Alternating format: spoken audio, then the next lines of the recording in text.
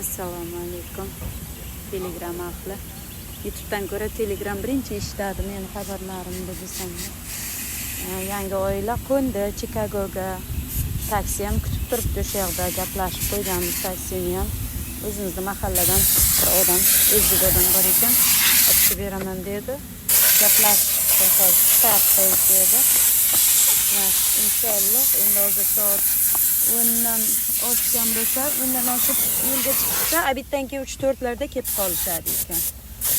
Nasib bo'lsa, Xudo xohlasa. Biz qizlar bilan mashina moyka qilishga keldik. Qizlarim ikkalasi ham, "Opa, mashinangizni tozalaylik" deb qayta aytishdi necha kun. Oxiri bugun nasib qilgan ekan. Keldik. Komediya bo'lib, meni oldimdagi mashinada ustidan bir plasmas ana idish tushib qolib, men mashinam tagiga tiqilib qolsa bo'ladi. Qizlar bo'lsa qanday olamiz deb yo'q. Ozgina yurgan edim, tushib qoldi. Endi ancha toza bo'lib qoldi. Shunga hozir tozalaguncha qarab o'tiribman. O'zbekistonda yangi mashina olsa, mana bu yerlarida ham salafonlar, mana bu yerlarda ham salafonlar bo'ladi-ku. Bunda o'sha salafonlarni olib tashlaydi. Lekin o'tgan safar bitta mana bu start knopkasini, nimasini, stikkerni olib tashlagan edim. Hozir qarasam, ko'rinyaptimi? Hali mana ham stikkeri turgan ekan. Ko'rib qoldim. Mana buniki ham turibdi ekan. 1 yil deganda hozir olib chiqaman shular. Mananiki ham turibdi ekan. Yangiligi bilinsin deganimizda desam, yo'q, ko'rmaganman men shu stikker, mana bularning stikkeri borligini bilmaganman. Esidan chiqibdi-da biladi. Bo'lsam hamma joydagi o'zlari olib chiqadi. Mollar egasiga salofani bilan topshirishni bilmaydi bu yerda Amerikadagilar. O'lib salofan mashina oldim deysiz. Salofanlarni olib qo'yishadi. O'zbekistonda zo'r. Mana bu yerlarda ham salofanlar turadi-ku. Xullas, Maqsudaxon kelib qoldi. Inshaalloh. Endi oxirgi reysimiz keyin 1-iyunda.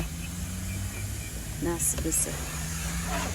Shu bilan keyin dam oladi chechalaring. Bilmayman, 6 oymi, 1 yilmi ko'ramiz. Keyingi keluvchilarda anosi bu kelganlarda xarakteriga bog'liq. Kelganlarda vaziyatiga qarab, men keyin yana odam qabul qilaman yoki yo'q. O'sha narsa hal qiladi.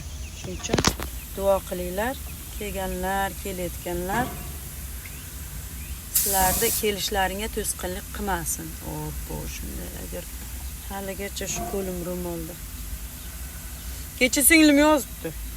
Bitta video tashlasam, "Oppo, sochingiz ko'rinib qopti" dedi. Mat, singlim, "Oppo, mana yerda ozgina sochim ko'rinib qolsa, oppo, sochingiz ko'rinib qopti" deb yozgan. Men ishing bo'lmasin dedim. Zato ro'molim bor dedim, michkina ko'rinibdi dedim. Bir oy oldin umuman ro'molsiz ham yuruvdim-ku dedim. Bo'ladi-da, o'rganguncha salpal ba'zida shunday bo'ladi. U degani, "Voy, gunohga botib ketdi" degani emas. Bir oy, 2 oy oldin umuman nima deydi, ro'molsiz boshinglar yurardim. Asta-asta o'rganaman-da. Sabr. Maylimi? Ro'mol yopilmayotganlarga gapiringlar desamda. Hozir qizlarimga ham tegib ketadi. Yo'q, o'zi Xudo vaqti, soati keladi. O'zi Xudo shunday qalbga soladi. Lekin u degani ro'mol o'radi degani birdan professional o'raydi degani emas, asta-asta o'rganadi. Qiyin bo'lar ekan, oson bo'lmas ekan. O'shaning uchun men sharf o'ramayapman. Sharf fashi qiyin menga. Men shu oson tayyor ro'mol yaxshi ekan, shunga ana qilyapman. Shu bilan ham sochim chiqib qolyapti. Bitta, ikkita soch ko'rinsa hech narsa qilmaydi. Asta-asta o'rganadi odam. Nasib bo'lsa qizlarimiz ham Xudoning o'zi yo'l berib ko'ngliga sog' o'rab qolar. Lekin bitta narsa, bitta gap, kecha qizlar hijolat bo'lyapti. Hamma qizlar, masalan, bir-birimizni tortayotganimiz yo'q, hijobga kiritayotganimiz yo'q. Alloh shu qalbimizga solayotganda ro'molga kiryapmiz. Hijolat bo'lyapti, O'zbekistondagilar yana boshqacha tushunmasmikan deb. Shunchaki Alloh uchun o'zimizni nima deydi, yomon ko'zdan himoya qilish uchun o'rayapmiz. Hech qanday bu yerda Boshqacha ma'no, boshqa yo'q. Hech kim majburlayotgan yo'q. Alloh hammani qalbiga solyapti. Hozircha shunaqa gaplar. Mayli, sog' bo'lasizlar. Bu videoni YouTube'ga ham qo'ysam kerak, endi 5 minutlik video bo'ldi.